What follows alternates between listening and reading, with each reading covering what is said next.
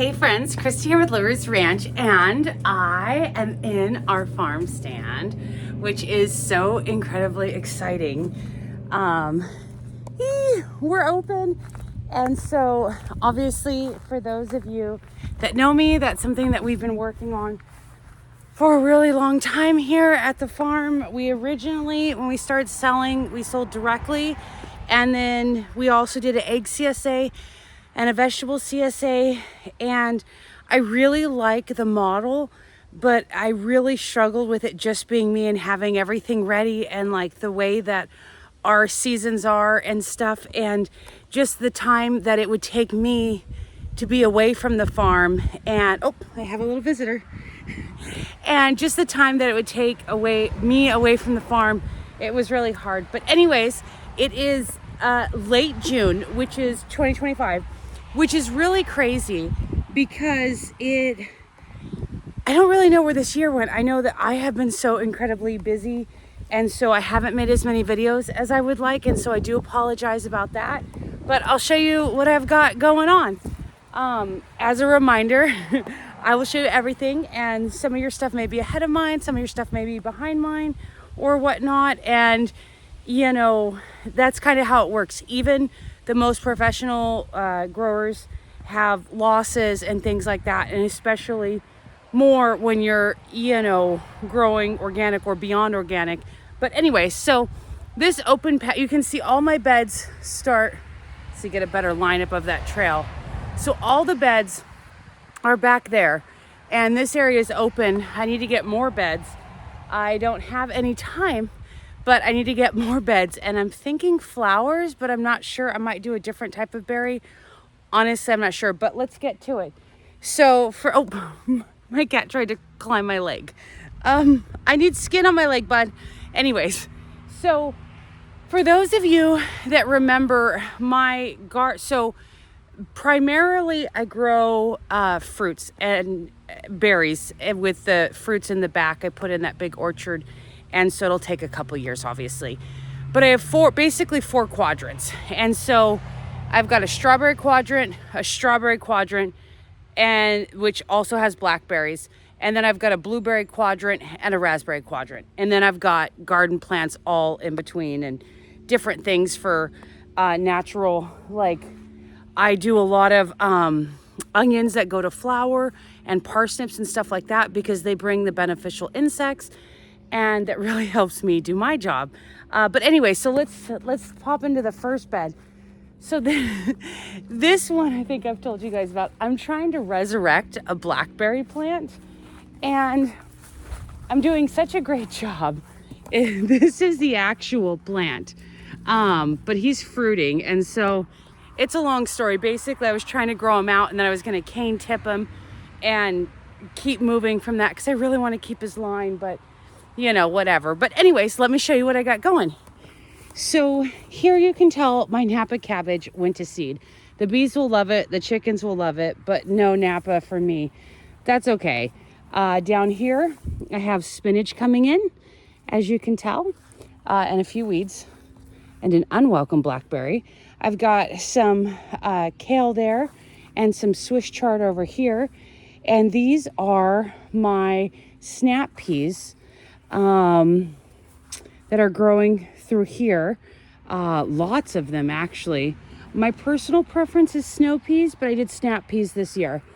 And then down here, I've got the New Zealand spinach. And then, you know, I forget what these are. I think they're cauliflower, but I'm honestly not sure. These are willow starts. I was trying to start some willow. Over here, I've got, our little friend is following us. These are some broccolis, and then here I feel like I'm so behind. I did have a week-long vacation in Leavenworth, and it was so much fun. But, it was really hard to be away from the garden and the farm for a whole week. So a lot of things got ahead of me. But anyways, so I need to snip back this broccoli. And then here I've got some cabbage, and everything's doing well there. And then for these next three beds, as you can tell, are strawberries. And these are my June bearing strawberries. They are the Cabot, And as you can tell, look at the side of that bed. This, for some reason this year, they're growing really wonky. I know it'll taste delicious, but it looks insane. But just look, hi buddy. It just, there's so many strawberries. And so that's obviously really awesome. These are my canning peas. You can tell they're very tall. This particular type, you can can all of them, but this one is called Telephone. And so with the snap peas, I harvest a little younger, so that the string isn't so noticeable. Oh, sorry. And they're just really good that way. But these ones I'm going to freeze. I might can, I'm not sure. Let me know what you think is the preferred method, because I feel like canning is easier because I don't, like, my freezer gets so full. But anyway, so they're nice and huge. So I'm not picking these pods because when they get all the way full, then I will process them. And that's the same thing you can see right here and over there. And of course, we've got some more strawberry beds. There's the hothouse, which I'll get to in a minute.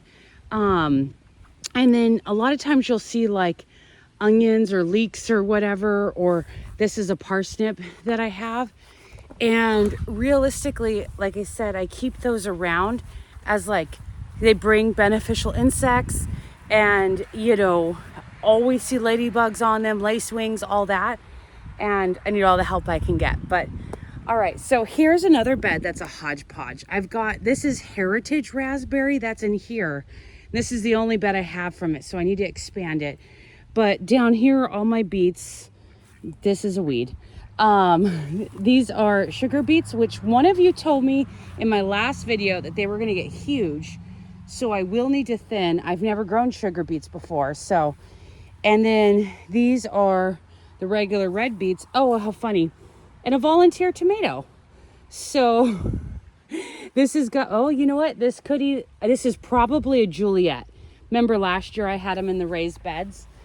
And then of course, back here, I've got my garlic, which I need to harvest these scapes. As you can see, if you grow garlic, specifically the hardneck garlic, you get these, eventually they'll straighten out and turn into a flower. But for right now, they're curved. When they hit their second curve, you kind of want to harvest them. I'm a little bit behind on that, so that's all right. And so just more of the blackberries. And then I've got rutabagas, which is also something I've never grown, kind of growing in between the raspberries, some carrots.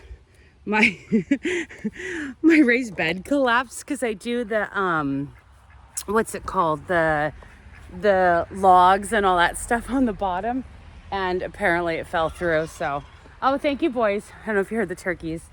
I've got my pest patrol on duty. It's only 2 of them, but anyways, so this corner's kind of wonky. Here I've got willows that I'm going to plant by the pond that I've created for the ducks. I need to get that pretty soon. I've got this box blocking the light because if you're growing in containers, which they're temporary in containers, and it's warm out, those root balls will just dry out so fast. So I put the cardboard box there to kind of block like the sun. And then these are blue elderberry that I got from the conservation plant cell that they had, because I have I don't know, I'll take you over there later. I don't know if you can see the red on the elderberry over there. Excuse me, but I have a ton of red elderberry, but I don't have the blue, so I wanted to get some blue. But anyways, so remember when we were over there, I told you those were the Cabots, which are the June bearing strawberries. Well, these 1, 2, 3, 4, 5 beds are the ever bearing strawberries, and these are all Albion. As you can tell, I've got lots and lots of strawberries, and we've been just harvesting them like no tomorrow. And I kind of have a lot of different things packed in, like, so here's some rosemary that I use a lot of. If you know me, you know I love rosemary. And I've got some rosemary over there. This rose bush I don't even want to talk about. It's got a long story. I'm not even growing the rose that it's supposed to be. That's like the rootstock. And it's literally in a tiny little bucket. but I need to figure out like where it's gonna go because it's not beautiful, but I still like the roses or whatever. And but yeah, I don't know. So there's a random rose bush, which isn't actually that uncommon. And then here you see these huge, these were some purple onions I had last year. These are weeds. I need to pull these. But as you can tell, they're getting pretty close to giving up those big flowers. And if you've seen my past videos, I always let those go, and the bees and wasps like them. And I know that there's some weirdness about wasps, and I get that. And I have been stung more than my fair share. Usually doing something like lawn mowing or not seeing them and like attacking them without attacking them, if that makes sense. But anyways, they're really good for the garden, and they do pollinate a lot of stuff and fly when the honeybees are not. And of course our native bees and solitary bees and all the bees, right? All the pollinators, which includes ants and all that stuff. But anyways, so those are about to open and they'll be really beautiful. And then still with my strawberry beds, I have things mixed in, like this is a young peony, and so I don't get any flowers yet. This is a yellow rose that smells beautiful that I have growing here. I'd like it to be a little more tidy, and I need to do some shaping because these bamboo sticks were not holding up, but I tried. So then here we've got, this thing is beautiful. This is my dogwood. This is for my Oliver. He passed away, and so I have, even the raised bed is actually cut out for his tree because he's buried underneath there.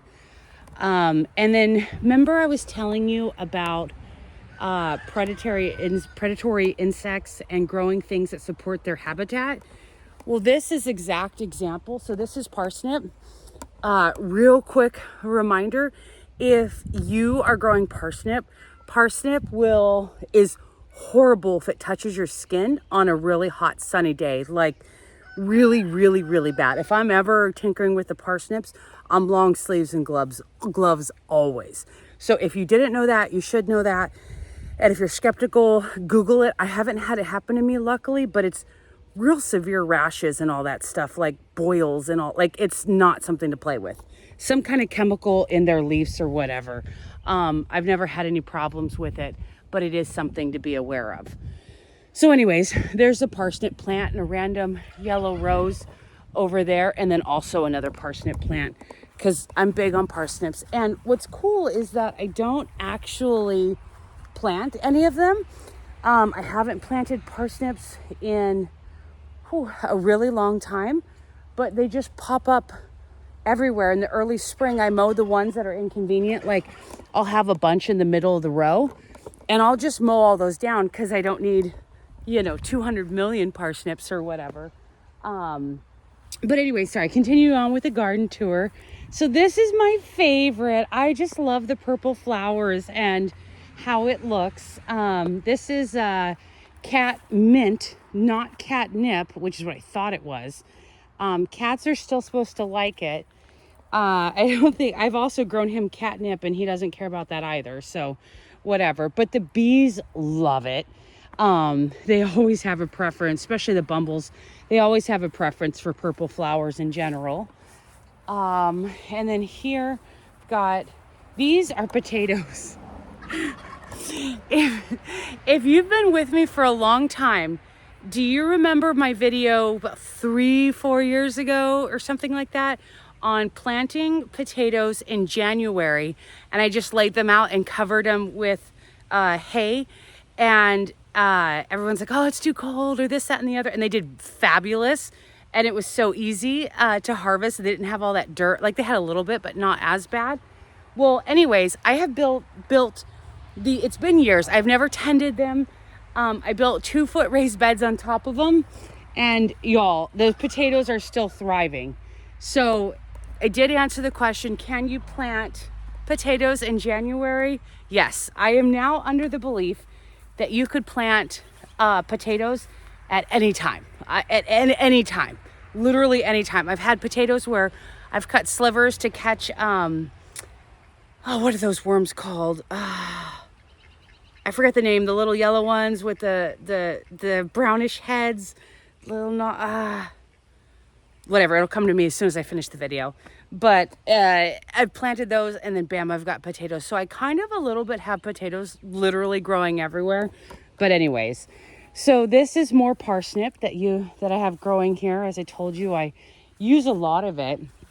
And then here's some more yellow roses, because I love yellow roses. And there's a big parsnip, of course. You can see the lower part is where like the flowers are. And up here, we're starting to get the seeds and stuff. Whoops. Sorry, kitty. I was tripped. And then, let's see, take you over here. Okay, so we're back over to the other quadrant. Remember we did the June bearing cabots or whatever? So now we're gonna get into the blackberries.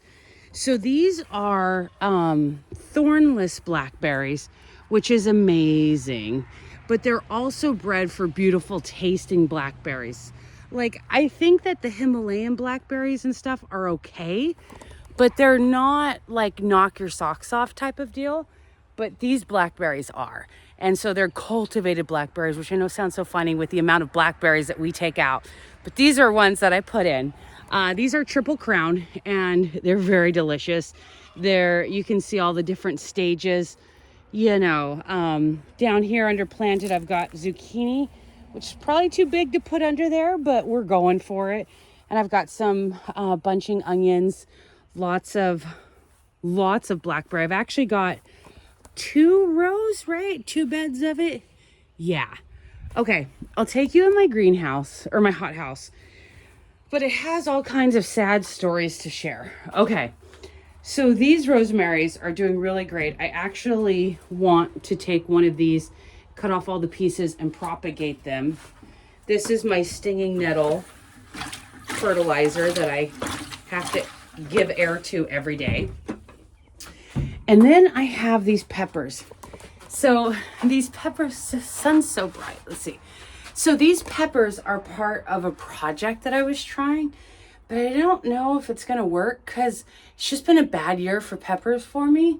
But I was actually going to try overwintering them and doing that thing where I keep the temperature like low enough that they are like hibernating, but warm enough that they don't die. I have never done that. And so if any of you have ever, like, share it for me and the rest of the group, the community or whatever, because I think that sounds awesome. And the benefit is getting amazing peppers that are bigger and stronger out the gate. And in some of our summers or our varying summers, it's very important. But anyways, I'm not having too much growth. I do think that I planted my peppers a little bit too late this year. I did pinch them to try and increase, so it delayed them a few weeks, and then they're starting to branch out right now. But I think that they'll stay alive, but I'm not going to get the harvest that I was hoping for. And same with my peppers in the greenhouse, which I will show you, which by the way is a complete mess, but I'll show you that.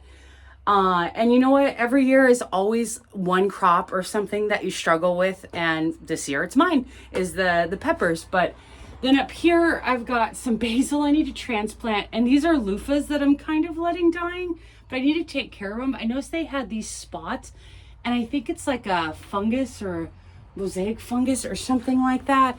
And I didn't want it to expose it to my garden, so I've done nothing with it because that sounds like a good plan. But I think I'm going to go ahead and toss those in the trash. I think it had to come in on the seeds, which is kind of a bummer. But I did buy a value pack, I guess, of the loofah seeds because it's hard to find like loofahs or anything. Okay, so then I've got this row here. So this is the backside of the one we're just on, which are the blackberries, and of course more blackberries. They're so tall and big and beautiful. I've got my calendula growing because, well, there's my kitty cat, because I love calendula. Down here I've got the herbs of shame. Oh, here's some more rosemary. I have rosemary growing about everywhere, but these are herbs that I had started. They're dried out, and just want to let you know, if you have things that got away from you as well, I do too.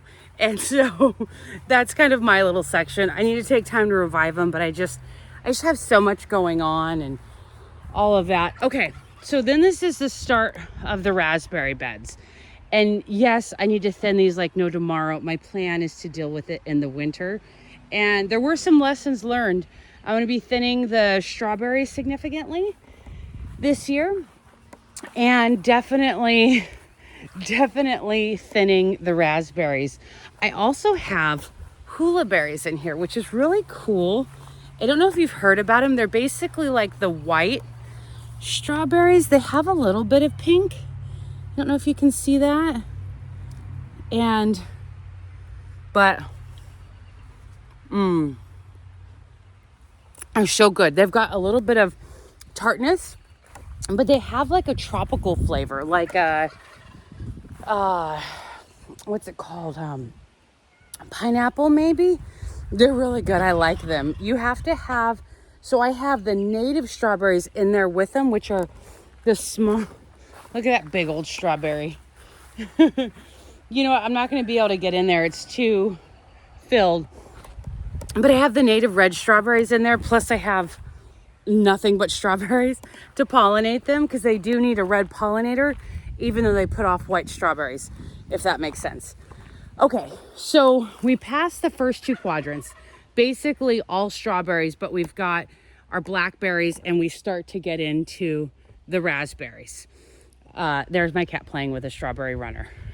So then over here, we're going to get into blueberries and then all of the raspberries. And so the blueberries are not producing this year, but they are doing great.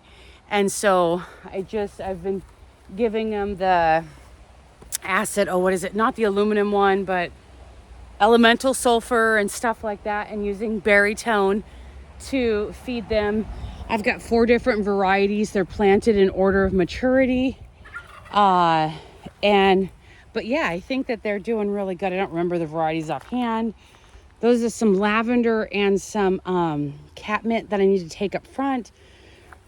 This is one of my favorite things. So this is chamomile, Roman chamomile to be specific. And that's really exciting. But I have been harvesting that and making tea, and I'm trying to dry some and sell some at the farm stand because I don't use any chemicals at all. I know water's a chemical, you know what I mean, but I don't use any chemicals or anything. And so for tea especially, it's nice to have a pure herb. But anyway, so that's kind of my mini, what's it called? Chamomile patch. Here I've got beans coming up. I think these are runner beans, but I'm not sure. If you've seen other videos, I have beans actually on all sides that are starting to come up. They're just barely cracking the surface, so it's just taking a bit. But all right, so to conclude the blueberries until we get to the huckleberries and stuff. And then I have random things inside, here's some yarrow, here's a mullein, and random things. All right, so now we're getting to the strawberry beds, which I did a video on strawberries actually last, so I'll be a little quicker on it. But look at all of these beautiful strawberries. These are old garlics too.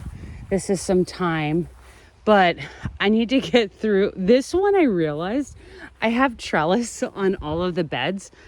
There's no trellis on that bed. I don't know what happened, but that's okay.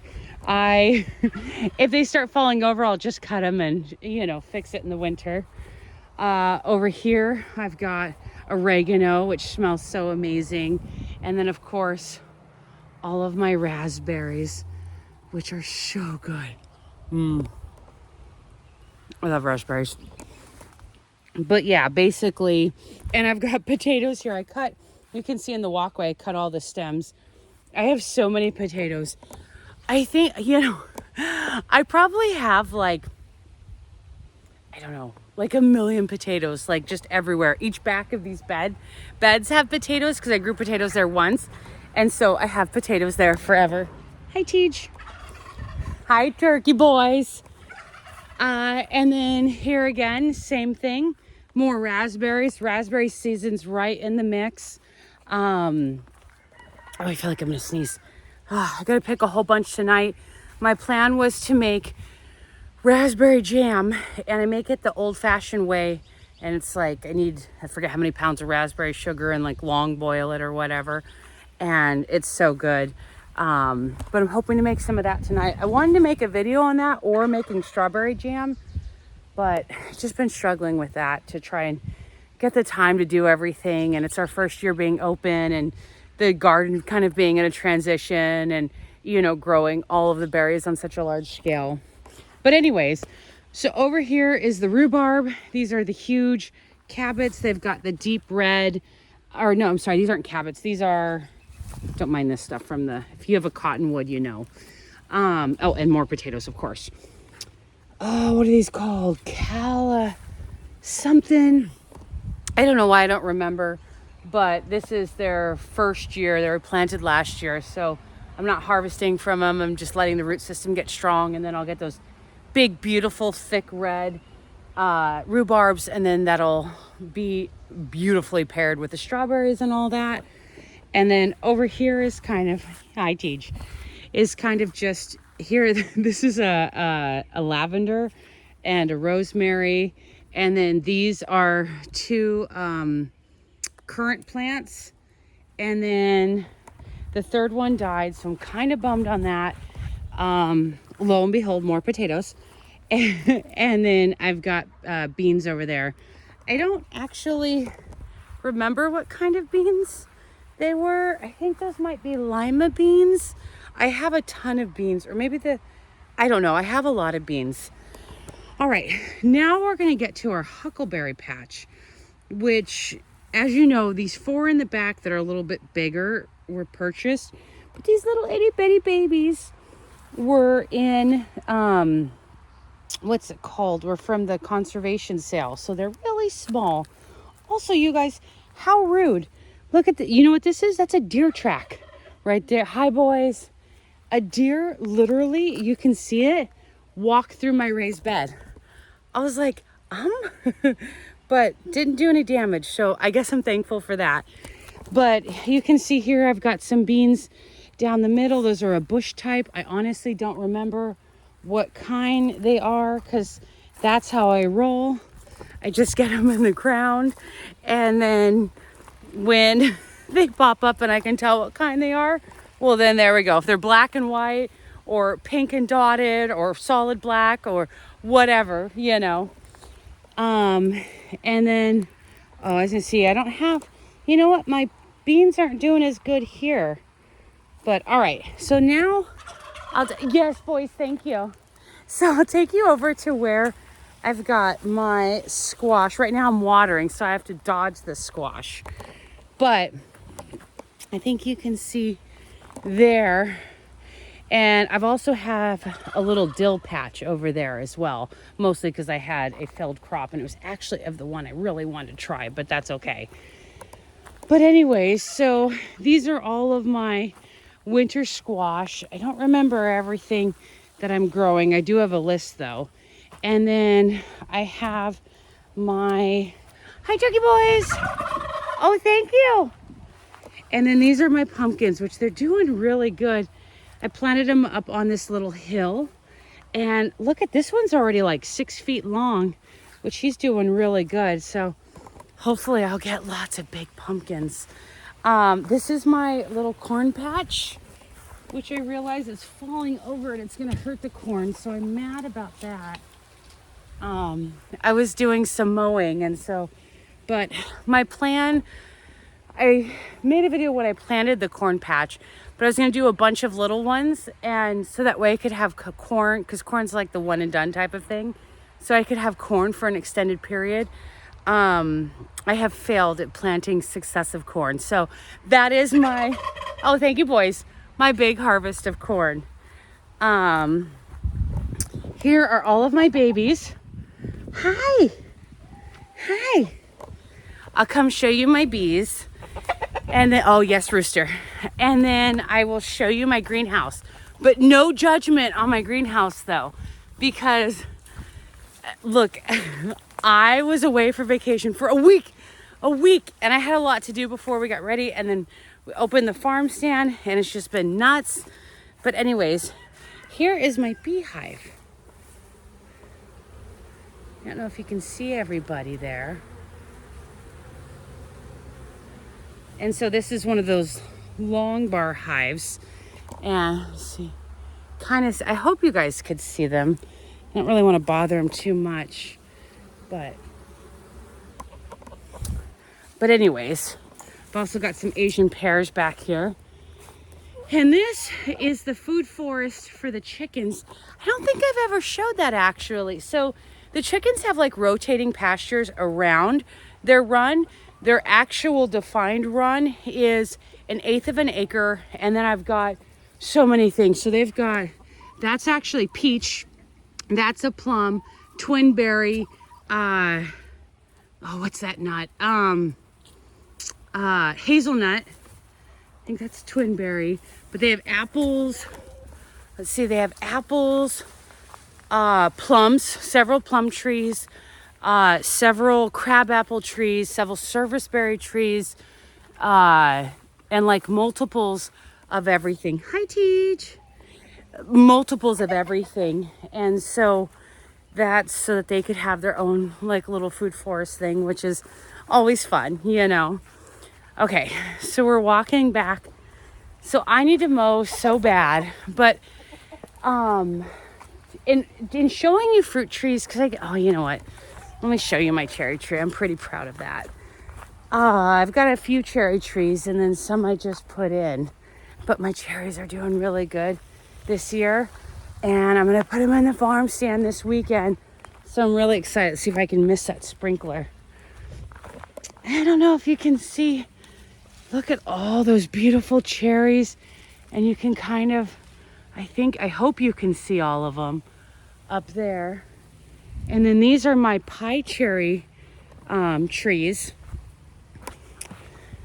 So these ones, I still like the flavor, but they're not the sweet ones, the bigger one over there. And of course, this is also a pie cherry tree. And this is that red elderberry that I was telling you about. Ironically, the birds haven't picked them off yet. I did pick a bunch of them. There's, I guess, the big debate, and I'd love to like hear if you guys eat the red elderberry, but I'm wanting to make red elderberry syrup because red elderberry, right? Or elderberry syrup. But I was reading a lot of posts on people from Alaska, and they're like, yeah, all we do is use red elderberry. But then other people are like, it's really dangerous. And they said, but the seeds have a higher concentration, but they're also like taken care of by the boiling. And so I don't know. I passed the trees I was going to show you. Basically, I just kind of have fruit trees everywhere. Like outside the chicken coop, I have a big pear tree inside the chicken coop for the chickens. But you can see this is a Bosch pear, Bosque, something like that. Like how the kitty follows us everywhere. And then there was a couple apple trees back there. They're only a few years old, so they produce some, but not a whole lot. They're growing. This is kind of, there goes a cat. There's the pasture thing that I move the chickens around in a lot, though I do need to mow because it's getting too tall, even for them to manage. And I needed to mow my orchard back here so bad. I have 30 plum trees and 70 apple trees that were put in. So here I have a row of figs, but I don't know if you can see them kind of, but these are 30 of the plum. And then look at the difference. I know I need to mow over here, you guys, no judgment. And then these are all of my apples. It's 7 different varieties. And of course, when I got them, I pruned them real small. I had a deer that came through here and helped me prune them a little bit more. I almost never get deer, so I was really shocked. But anyways, we're gonna go inside the greenhouse, and you might be thinking I would go through the door. You would be wrong, because the wind jammed all my doors, and so now I just enter from the side because that seems the easiest. Okay, I'm in the greenhouse. No judging on the weeds. I will get it taken care of in the next week. But let's see, the great reveal. Oh, it's so terrible.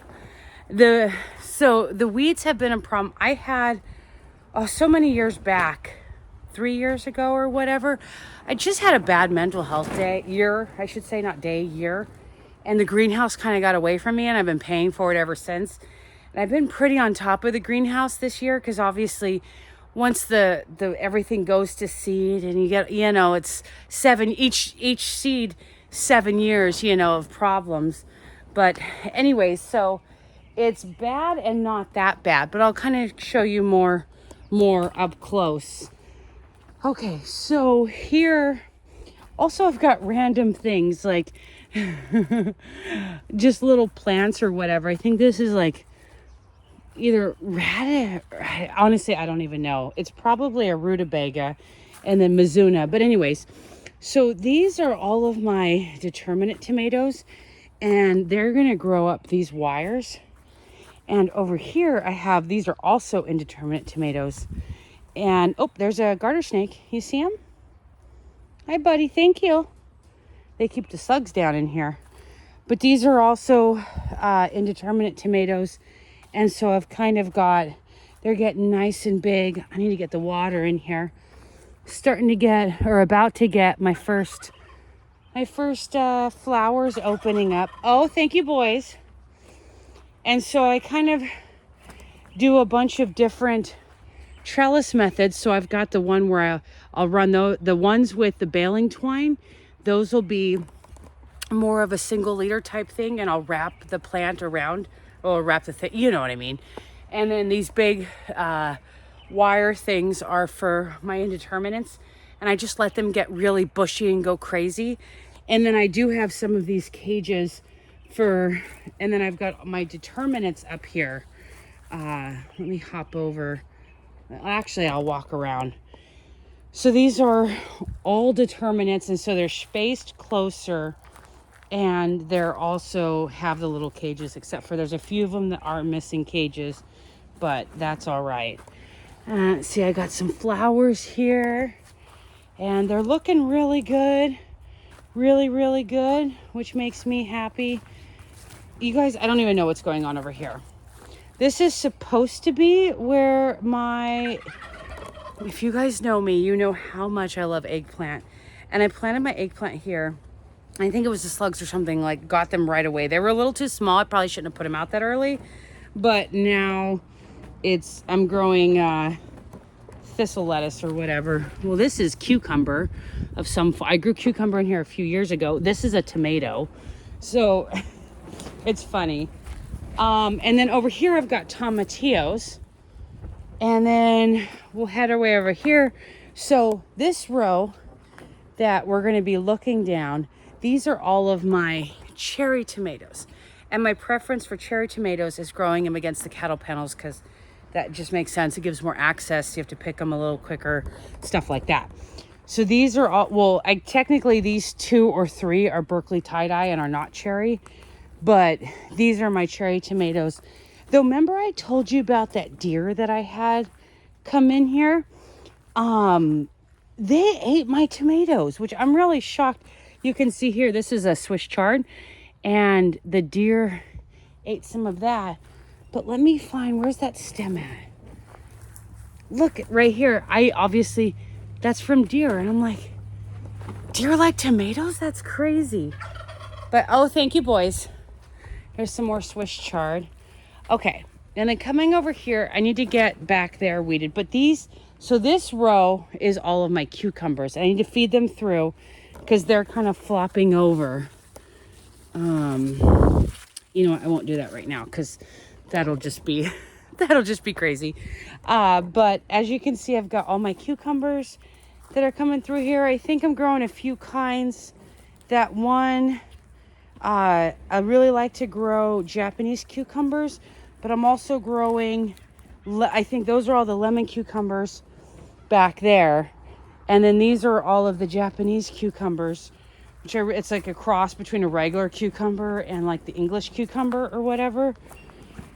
And then this was like a little keyhole thing. Mostly I had too many plants, but then I thought, like, if they can grow up the trellis And then I could have like a little nook of cucumbers. I thought that that would be super awesome. So anyways, that's what that is.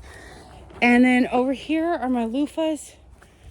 Y'all, I can't get loofahs to grow to save my life. Like, I started like 12 plantings of them, and it's me and my best friend, we have tried to grow them so many times, and it's just such a struggle. But anyways, I'll show you how my kiwis are. Oh, there's the garter snake. Hi, buddy. Sorry, I'm not trying to bother you. Okay, so use the unconventional door here, which is just my roll-up side. So I'll show you, I got some grapes, some kiwis, and some cherry trees back here. I need to mow so bad. I thought I was like, I should mow and then make my video. And I was like, you know what? I need to make sure that I'm being authentic, because I know, thistle.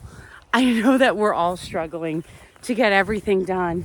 And especially those with little ones, or, new property, new land, all that stuff. It never ends. But okay, make my way through here. Okay, so my grapes were doing really well, but then they were taken out by the deer. So they're still alive and fine. I need to mow over here. I've got another beehive back there. But yeah, so this is my other grape. I was really bummed because they were doing so well, and I just love grapes. But okay, so kiwis. So is this my male or my female? This is my female kiwi. I have not built the trellis yet because it'll be big over wire trellis. But that's the female kiwi, fuzzy kiwi. This over here, right here, is the male kiwi, the fuzzy kiwi. And this one over here is, so those two kiwis are like the kiwis that you see in the store and that you're most comfortable with or whatever. But then this kiwi over here is a self-pollinating kiwi that is a little bit smaller. And so I'm really excited about that, because I love kiwis. And that female kiwi, in like 8 years, if I can get the peak production, which I'm not sure, there is some tree cover, but 200 pounds of kiwis. I don't think I'll get that, but can you imagine? Oh, I love kiwis. And then back here, I have forest. There's walnut trees and let's see, maples I planted this year, and a bunch of other things. And so yeah, that's my farm. Got a lot done. Still a whole lot more to do. It's June, and late June, and that means I need to do another video about that. But if you're planning for fall gardening isn't starting in the fall. It's the harvesting or seeing through in the fall. Same with overwintering.